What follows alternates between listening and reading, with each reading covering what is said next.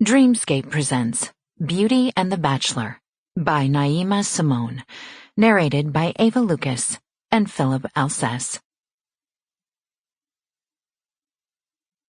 Chapter 1. During Lucas Oliver's first week as a new transfer student to the Chicago public school system, he'd witnessed a fight between a kid who should have been a sophomore in college, not high school, and a tall, skinny freshman. Well, fight was a bit of a misnomer. The skinny kid, Terrence Wallace, had tried to walk away, probably applying that turn-the-other-cheek rhetoric he'd learned in Sunday school. He'd ended up sprawled on the floor, that cheek busted. The following year, Terrence returned to school, beefed up and full of roid rage.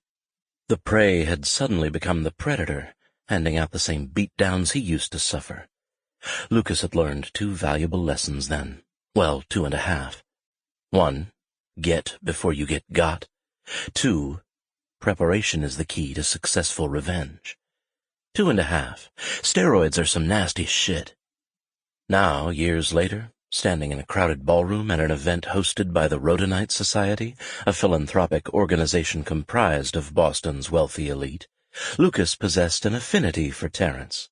True, Lucas's own revenge plan had taken considerably more time to set in motion than a summer of pumping weights and shooting up. 15 years longer. Still, as he hovered on the cusp of realizing his dream of retribution, reflecting on every long, hard year felt sweet.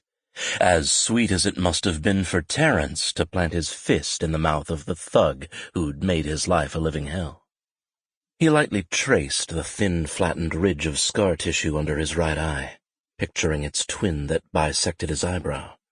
Bitterness throbbed inside him like a wound unable to heal, because his memories insisted on ripping off the scab, keeping the injury fresh and angry. Every scar, every agony, every humiliation, every moment of fear, they were all worth this moment. He watched his quarry hold court among his peers, laughing and basking in his power, his glory, completely unaware he was being hunted. This moment of happiness would be the man's last, before he suffered the same pain and devastation he'd so carelessly meted out to others. Lucas studied the face of the man who'd betrayed Lucas's family so deeply. The scars on his face didn't compare to the ones carved into his soul. And smiled. "Oh, shit. You're smiling," a voice said to his left. He slid a sidelong glance at Aiden Kent, his business partner and best friend since high school. Hell, his only friend. Most people called Lucas the Beast of Bay Bridge. Sample complete. Ready to continue?